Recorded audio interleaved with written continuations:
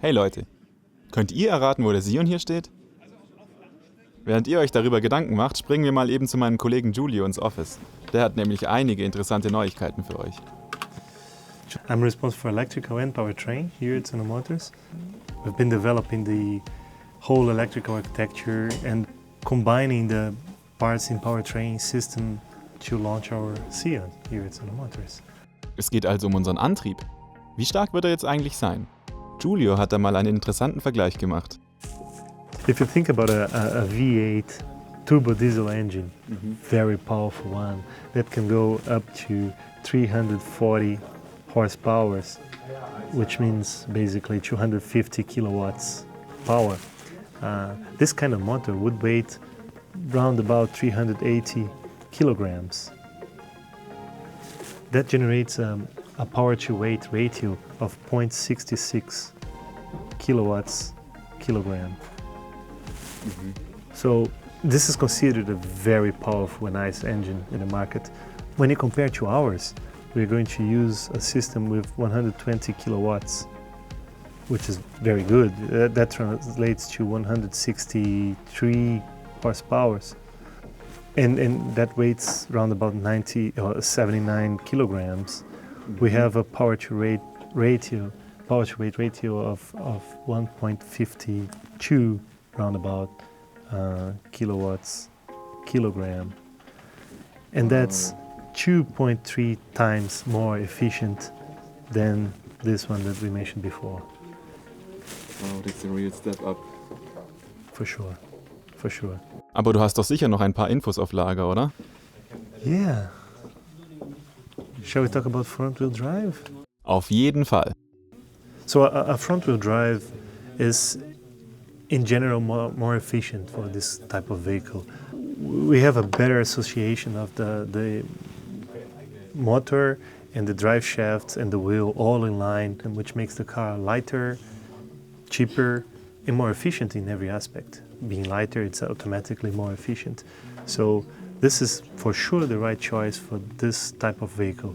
A big advantage of a rear-wheel drive is for a sports car.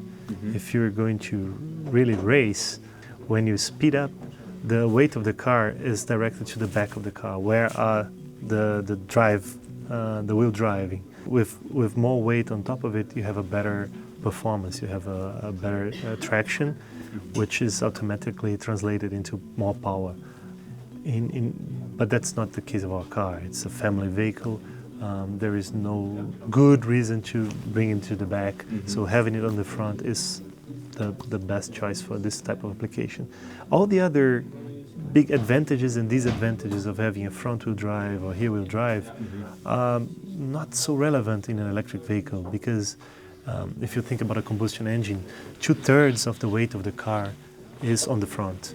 So if you are carrying a trailer, it changes totally the performance of the vehicle. If you are accelerating, as I just mentioned, for a sports car, everything changes when you are in a combustion engine.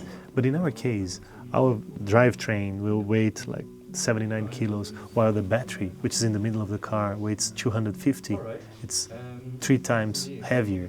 So we already have the car very well balanced, with most of the weight at the center of gravity of it. So if the motor is on the front or in the back, that will not change too much in terms of performance, in terms of any of the positive or negative points that we can mention here. So it doesn't really matter for us. Okay, und wo steht der Sion jetzt auf diesem Bild? Richtig, bei Continental, dem Zulieferer für unseren Powertrain.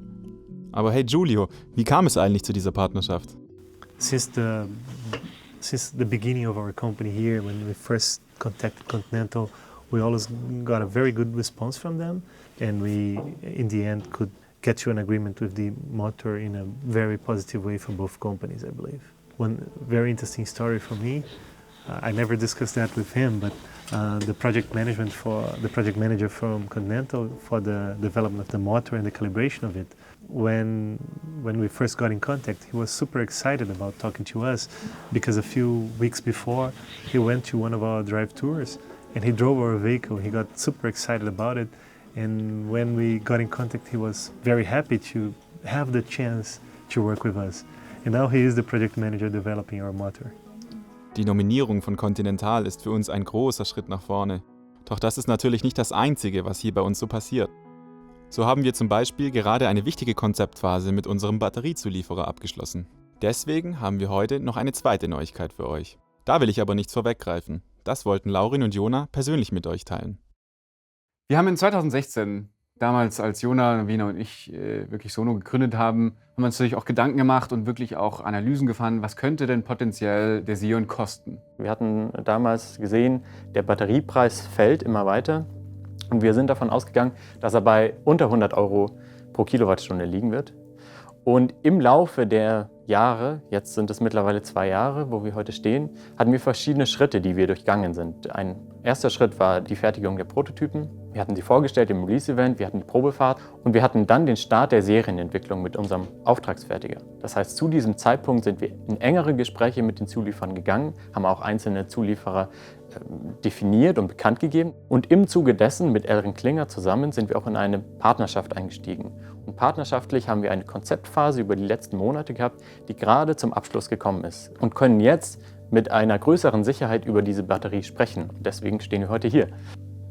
Jetzt ist es so, dass der Markt sich extrem entwickelt hat. Wie ihr sicherlich mitbekommen habt, hat sich innerhalb der letzten 6-12 Monate einiges verändert. Große Automobilkonzerne haben bekannt gegeben, dass sie stark in Elektromobilität investieren.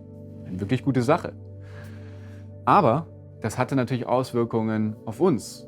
Denn durch diese Investition ist der Marktpreis oder hat sich der Markt verändert, die Nachfrage ist gestiegen und letztendlich hat sich der Preis nicht so entwickelt, wie wir es ursprünglich angenommen hatten.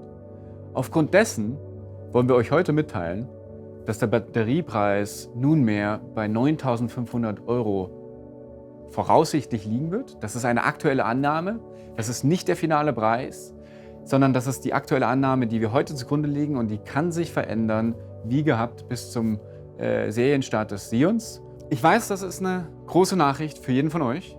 Das ist auch für uns eine schwierige Nachricht. Und wir wollen auch nochmal an der Stelle darauf hinweisen, dass man letztendlich die Batterie auch weiterhin leasen oder mieten kann. Das heißt, für diejenigen von euch da draußen, die letztendlich das Fahrzeug kaufen wollen, aber die Batterie leasen oder mieten wollen, für die verändert sich eigentlich nichts, denn unsere Annahme von 90 bis 140 Euro pro Monat für das Batterieleasing oder Batteriemiete hat sich nicht geändert.